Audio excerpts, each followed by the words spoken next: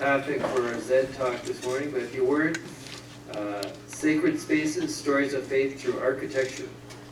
And we have our own Teresa McCormack and Erin Schambureck. They'll take over from here, so I will go. So Pastor Jason asked one day if I knew anybody that knew anything about the history of architecture. And so I said, well, I do know some people, but level of history, we just thought we'd do a talk through the ages of architecture that influenced the church we're in and influenced some of our decisions and some of our perceptions of worship spaces. I'll talk about the building portion of it, and Erin will talk about the wonderful portions of it, the texture, the quality, the light, the design, the things that people really interact with. We're starting at the base, the most important. I want to raise up hands of people that have been in this church that's on the screen. Everybody recognize it? No, not that. That's the original Zumbro, according to the photos I had.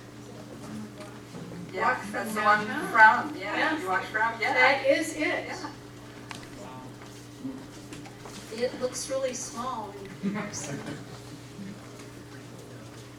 So we're going to start out, I'll let Erin start out with the spiritual aspects of what drives buildings and drives why we go to buildings to worship. So church history, we're really looking at how do we embody a spiritual practice, right? I mean, if we think about the early church, the church body didn't have a building. They worshiped in homes. They worshiped wherever they could. They worshiped in secret in many cases and for many hundreds of years. And so when we got to a point where as the church body we could build a building or create a space that was always where we would worship, we needed it still to reflect the culture of the time, the society, the requirements of what were expected from the early church and worship spaces, but it also needed to be a space that would support our faith and our religious practices. So there was some specific functions that the building or the space needed to have to support those pieces of the liturgy. And then also, as we move forward, what kinds of ways do commerce and technology incorporate into newer buildings? How do those pieces that are very technical, how does that support the faith aspect of our church space? So it's been a progression over a few thousand years here, but all of those pieces fit into the spiritual aspects of how we worship. So with the art and architecture, a lot of it depends on the abilities and technologies of the time. And then regionally, it depends upon the abilities of materials and the type of materials and the styles of the time. The art reflects the passions of people and what they want to communicate to the future, what they want to communicate physically. And so some of those things that you see in the art and architecture are the reflections of what was going on at the time. The structures and the landscapes, many of the structures are fortresses. They're protecting. They're building walls around themselves. And the landscapes support that as well. The materials and shapes change basically because they can do more. Some of the earlier shapes are very rudimentary and physically simple, and then as we come through the Gothic, they become more ornate and finite because they have more abilities to make them so. So we're going to run through a kind of a brief, very quick history through time of some of early examples of churches, church spaces, and the different key pieces of architectural style. So we'll start with Byzantine, but there's going to be some kind of components that are repeated but in different ways. So we'll look at the different aspects of each of those styles through there. But Byzantine was still 500 years after Christ, but that's about the time that we were really being patronized by the wealthy, by emperors, by kings. And so being able to finally create a building and a space that could be protected and not in secret, that's kind of the beginning of church architecture. So we'll start out with Hagia Sophia, and that was Byzantine architecture, Byzantine Empire, Eastern Roman. Raise the hands, anybody been in Hagia? And we debated even how to say this. The first 500 years it was a Christian church, and then later became a mosque, and is currently used as a museum. You can see it's a very beautiful church. I am impressed that it has lasted this many years. I mean, it was built in the 300 to 500 year range AD, and it is still operational as a building. So you can see the beginning of the arches, very simple forms, as I said, very blocky. It's as I would say, a 3-year-old building with wood blocks. You know, they build the simplest structure they can. And so you had people building by lifting by hand, and maybe some use of donkeys at the time, and cutting stone with handmade materials. And this is what they were capable of doing, which is amazing. This plan and section, and I'll let Go ahead. Yeah, so, you know, some of the interior shots, this is actually a relatively old photo on the upper left, I think before some of the most recent renovation. There were, even with the age of the building, rebuilt in 537. So even at that point when a lot of these mosaics were installed, and later a lot of that got covered up after it was converted to a mosque and during iconoclasty, and we don't want to have representation of actual people or real beings, so covering that up as part of the mosque design, a lot of those were still there. They'd just been painted over or plastered over, and so they were uncovered and documented in the 1800s. And then there was an earthquake in the early 1900s that destroyed a lot of those. So they have some documentation of some of those early mosaics, but we don't still have a lot of those mosaics. So it's been a museum for over 100 years now, and so you can go and visit and see those spaces, but it's no longer a worship space. In terms of the design, though, you can see where there's still that dome structure. We kind of start with that dome to create that height. Lots of high up windows to get light down into the space. But really using a very small, compact architecture and pillar structure. But we're starting to see some of those basic functions of church pieces, right? So we've got the sanctuary apse up at the front, that's where the altar would be. There's side aisles that we can come up, and then an outer court or an outer narthex outside of the church space. So the one thing that you'll see all the way through the Gothic, Neo-Gothic, and some of the modern is a real quest for building height and pulling light into the space. That seems to be the theme, is getting the height and light, the meeting of God at the ceiling and the light coming in.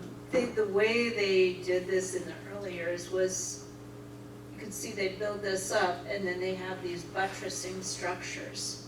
Now when we get to the Gothic, these buttressing structures are just exterior archways, but within Hagia, it's still all within the interior of the building. It's one thing to note too here, at this point still, we're very much a church as a community, and there isn't too much separation of function from the people. So there is a pulpit of some sort up at the front that's raised. You can see it from afar if you're standing in the back. But at the second level, even at this point, that gallery level up above, that's where the wealthy people would sit above the crowds, right? So that's where the rulers would sit to be able to participate in worship. And later modifications to Hagia Sophia have been that there are iron screens or iron work with a lot of that scroll work that we come to think of with mosque design. So the wealthy people would be screened, and people couldn't see them, but they could see and participate in the worship space. So now we're moving on to a Romanesque period, and we kind of take a slight leveling out of progression, as I would say. The world was a little more rugged, a little more rough. There was not, we'll call it the Great Recession of architecture. Things just kind of went to a standstill. This is St. Cyril in Toulouse, France. It's still a nice, beautiful building. It's one of the best medieval European pieces, characterized for semicircular arches, so we still haven't gotten into Gothic arch, but as you can see in the upper portion, we're starting to put them together. And you'll see a lot of neo-Romanesques in a lot of college architecture from the early 1900s in Minnesota and in the Midwest. There's a lot of neo-Romanesque in a lot of our commercial buildings from the early 1900s, late 1800s. This also kind of ties into castle architecture at this time. So again, we're talking medieval time range, so 600 to or 700 to 1200 kind of time frame. Everything's a fortress. We need to defend from regional enemies. It's not even across foreign borders. Every border is your county, basically. And so churches became part of that fortress. A lot of markets happened in and around and near the church. And the churches itself need to become a fortress and a sanctuary. And this is another example, and this is Abbey of the Holy Trinity in Normandy. And you can see, as Erin was talking about fortresses, the floor plan. It definitely builds up as, this is the safe place of the community. They built it up as their core community center, but their fortress. And we're kind of exaggerating now with that long nave. We've got a huge separation between the altar, the high altar that would have been in the middle, the choirs on the side, and the space for the people moving away from the holiest of holy spaces. You know, only the priests would have been allowed at that back part of the church, or the very wealthy people might be in the choir on the side where they don't have to look at the masses. So, you know, we've got a lot of repetition kind of bringing that forward, exaggerating that separation of money, essentially. So I forgot on these last two, has anybody in the room been to either of these buildings? See, No, it was Romanesque. kind of the, Yeah. can you tell it's neither of our favorite periods of architecture? So we're gonna go to medieval as we see it in Norway. So this is a medieval architecture of that kind of that period between the Byzantine Romanesque era and floating into Gothic of Norway. You can see the church plan.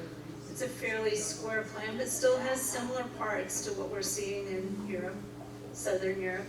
And then we have built up in the center. It's made out of wood instead of stone because that's what's available in the region. But they're expressing the similar thoughts of raising the center, but a different building material. And then there's the interior, which is amazing.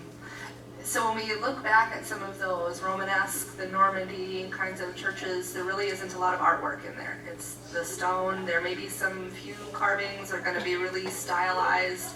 At that point in time, they hadn't quite figured out how to draw people in 3D on a flat surface, and so even the carvings are a little weird and kind of off, very representational.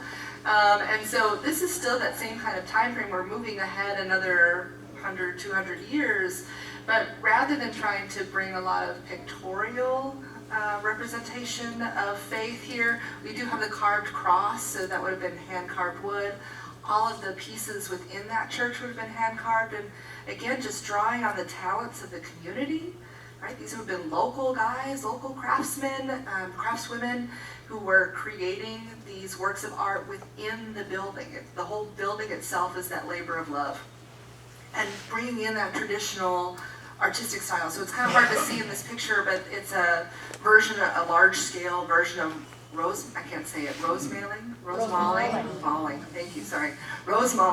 but at kind of a large scale. So using that representation of their own culture within their space. They tend to, some of them, I don't know if any of you had the joy of being in a stock church. Yeah, they tend to feel close in community, kind of like a big living room, or not so big living room. Right? So you can see in the plan, again, it's that the plan has shrunk again.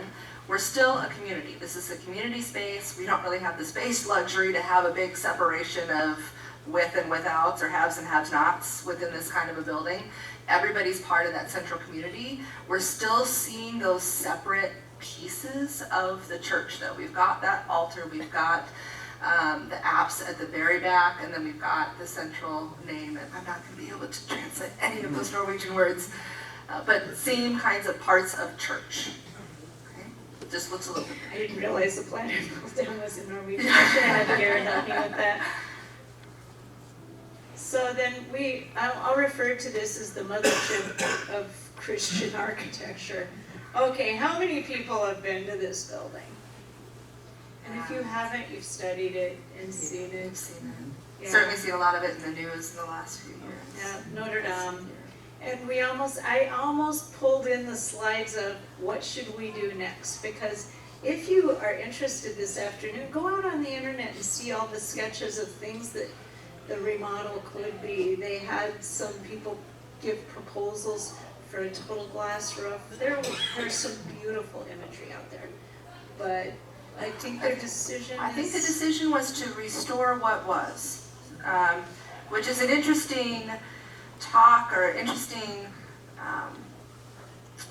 just an interesting thought process, because that was burned, that roof structure was not the original roof structure anyway, right? So that's already a replacement of what was originally there. And there have been changes to it over the last 1,000 years. So why are we so, or the French people, I guess it's their choice, but why were they so drawn to restoring what was there versus continuing to evolve? Thinking about, and that's a conversation that we've had to have as a congregation, right? Do we keep what is here and preserve what is here for the sake of history or nostalgia, or the architectural record? Or do we continue to move it, to change it, to maybe think about what the next need might be?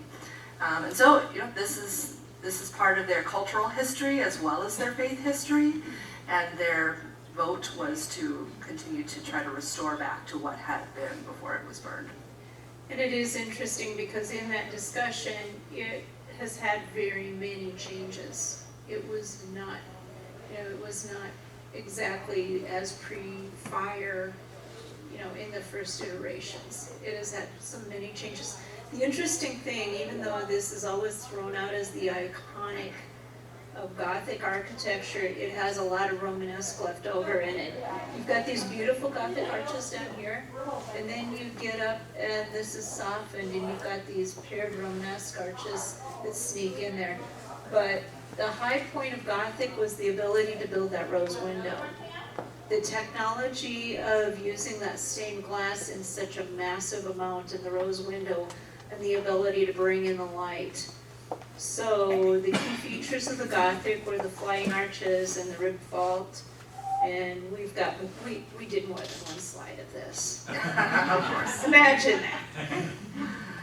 Right, so here's an example of that rib vault, right? Very obviously getting that name from, you can see those ribs of stone that are then supporting the arches of stone between it. So absolutely an engineering mastermind. You get this piece, I'm gonna walk in front here, but you get this piece in the middle here, that's the keystone. And so thinking about the physics of all of those pieces coming together, all of those forces pushing together at the top, and they're pushing on all sides of that one stone. And that's the last one that gets put into place that holds all of that structure. But again, we're doing very similar to that Romanesque design, but we got taller, even more so. The columns got smaller because they were able to distribute more of that weight farther out. And then we start to add a little bit more detailing within the glass higher up. Now there's colored glass. It's pretty exciting. And then even having, it's kind of hard to see on some of those, but we can do people now. Look at that.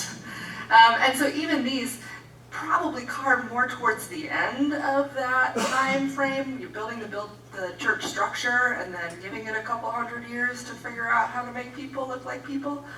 Still a little bit stylized, but here we're starting to use that decoration on the interior during the Gothic period to tell the stories. So it's no longer just an audible storytelling process. We're using pictures and stained glass and sculpture and tapestries to say, look, let's go talk about the story of Moses or whatever. Because throughout all of this church history, most of the people were illiterate. So we are using that pictorial within the church. So we've got, Sorry, go ahead. oh yeah, through the structure that you can see versus the earlier, the Byzantine, the section through this, the proportions, taller proportions, but the size of the members, as she was saying, are much more petite in relationship. And then you've got all these flying buttresses where you see these on the outside of the church as well as the corridors around the church. So we still, and the cross axis is moved more towards the middle. The crossing of the church is not down at this end as it was in the Romanesque. It's moved more towards the middle. So we're back to a community and a surrounding.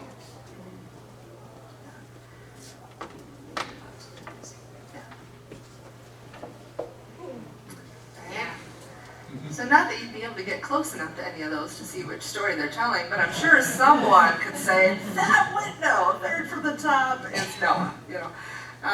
But yeah, clearly we're using the glass, we're using, again, the craftsmen of the time, using part of that community, but it's also very clearly at this point a sign of where the money is coming from. So at this point in time with Gothic architecture, we're giving the wealthy an opportunity to show and buy their faith for God, right? So a lot of sins could be offset because we funded the stained glass in the church, right? So there's a little bit of iffiness in terms of what were the genuine motives, thank you, behind some of this support for the church and the money going into the buildings. But you know, to our lasting benefit, we get a lot of this beautiful artwork. But if you pay for it, there's a good chance your likeness might end up being somewhere in that glass or in that sculpture or in that painting. Again, when you look at the time period when these were created, this was the top of the technology. You know, this is the 1400s, and you look at this amazing color and glass work. They had no machinery tools. They had no gas. I mean, if they were firing something with gas to melt and run their glass blowing equipment, you know, it was hand fired. So it's pretty amazing that they were able to do the temperatures and tolerances to get the quality materials. Because when we think of the little bit of metalwork that starts to come into here, that they were able to, you know, start to understand metallurgy and be able to incorporate that into it. It's amazing the amount of things they were able to pull into these buildings. Yeah, because top line, we're still right in the thick of it for the Middle Ages when this was built, so or completed. Because actually, when I brought up the metal, some of this is gilded. Yeah. So there's gold in there, and so there's gilding added to that. Think about doing that with what you can find in your garage today. You probably have higher technology than they did. So then we bring it forward, right? So who's been to the Washington Cathedral? Washington National Cathedral? Episcopalian, but you know, they did a good job. That's all right. Nick and I were Episcopalians for 3 years in Texas. We were very, very welcomed with that community while we were living down there. So, but a beautiful example of Neo-Gothic. So if you can't make it to Europe to see the original versions, this is a great contemporary interpretation. Begun in 1907, and completed finally in 1990, but then the 2017 earthquake that hit Washington, D.C. did damage the building, and so there are some portions of the building, some of the artwork that is now again under restoration, so the scaffolding has gone back up. But we're seeing very similar plans, right? So we've still got all the parts of our traditional church. We've got a nave, we've got choir up here, and side chapels actually outside the main chapel, but smaller chapels off to the side. Again, could be funded and named for someone who's a patron of the arts or a patron of the church. May serve smaller functions. But for the most part, trying to open that up. It's very open in terms of where that center altar is in front of the choir. It's all at one level. They do have platforms that can raise it up, but it's becoming more contemporary, a little bit more fluid, where they can change what that altar platform starts to look like and function like. Outside, we've got that rose window, but here we're starting to get into even more detailed carved stonework. It's very abstract art. So it's a contemporary interpretation of the art.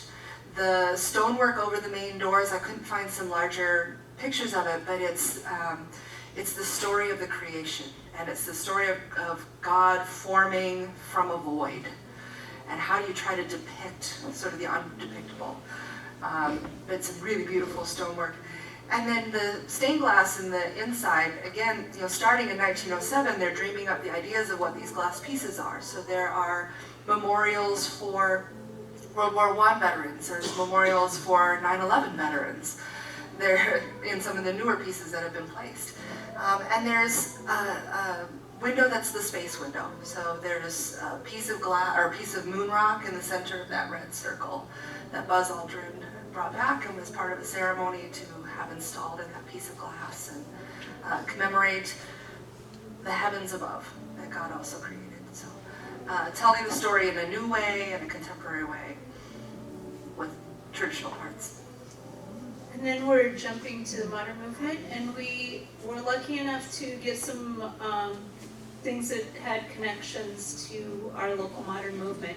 This was designed by Errol Saarinen. His son actually designed the blue buildings at IBM, which are also an internationally known architectural work. It's interesting, I don't know if anybody's been to Christ Church in Minneapolis. So he did a beautiful thing here, and his friend Ed Sovig, who did many churches all over the Midwest, in fact the church I grew up in, stole this idea. This looks like an Ed Sovig church, and I'm not sure who did it first. But kind of the repetitive things that we see that signify church. The interior is wide open, plan with community spaces around it. The cross section doesn't look too different from our cross section. I just noticed looking at this picture, there's kind of a blue hole in the middle. I just imagine the pastor sort of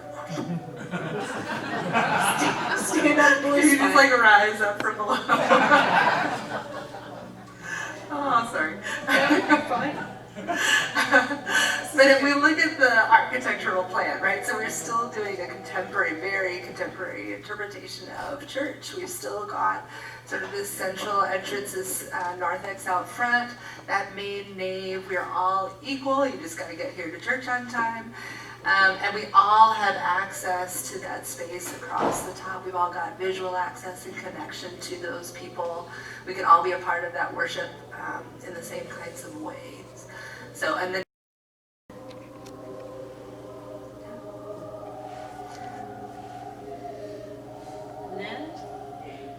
we have our plans.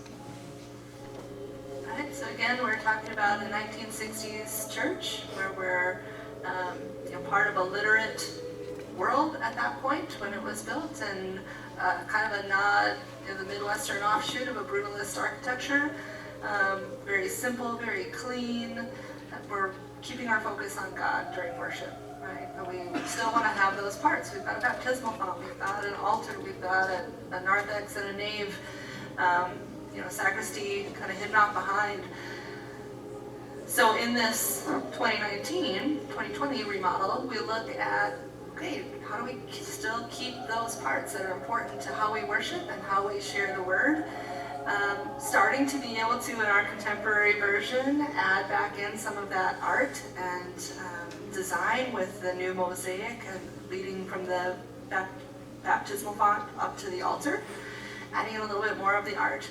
I think from a personal aspect, though, I think it's really interesting to know about our congregation specifically, and to know, while our architecture is rather plain and simple and unassuming, we as a community fill this space with art and color and life. We the people are the art within the space, and we certainly have a community that supports kind of some of those traditional Norwegian art.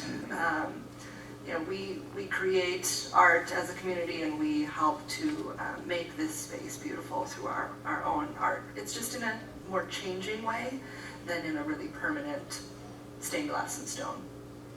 And it is interesting, though, I would encourage you as we move forward through this process, talk to your neighbors and listen to their perceptions of what says church to them and what is important to them. I think those are things that we need to communicate as we move through this process forward, because there's, things that art and pieces that are still coming into the design, and I think it's important that as we put such an investment in this, that we have a collection of the whole to understand what it is that makes us our church and our community.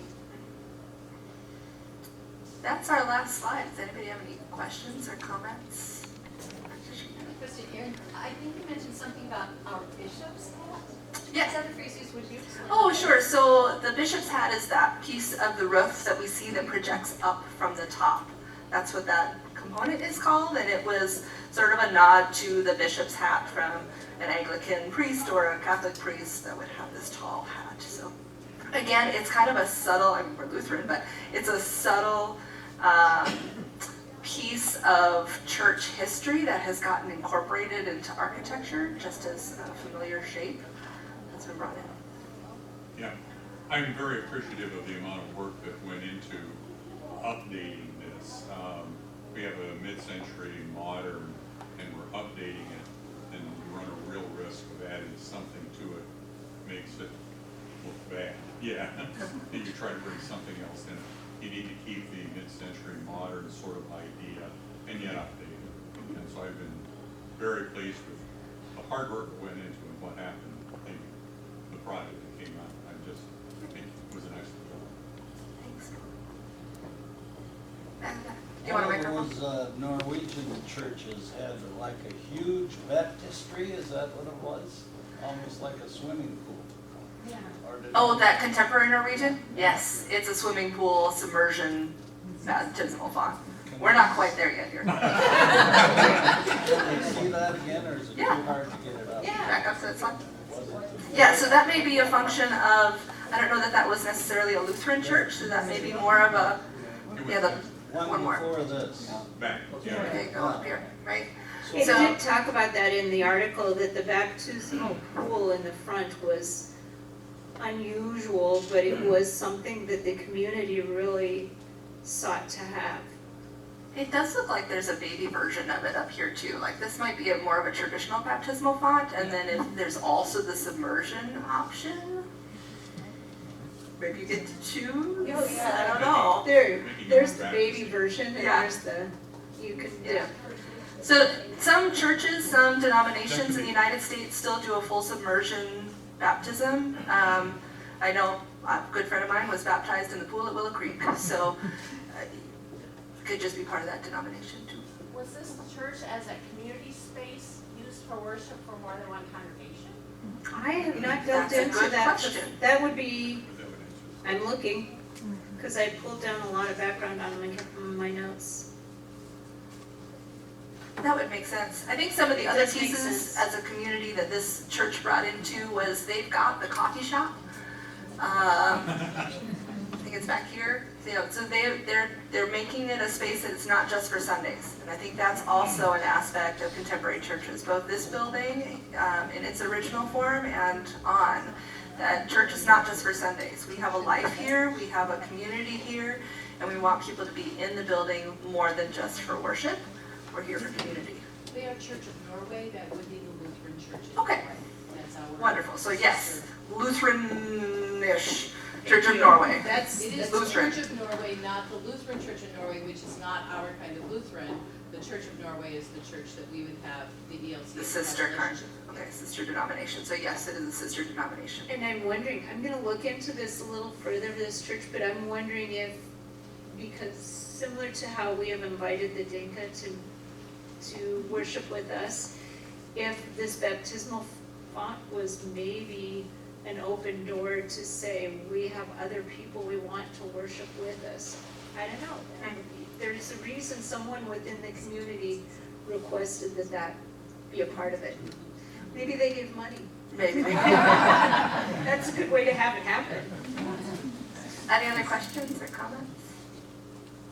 Anybody inspired to go visit a new church today? Norway? Norway, France, it's a long, it's a train. It's a honor, so we can do, West Coast. All right. Well, thank you very much.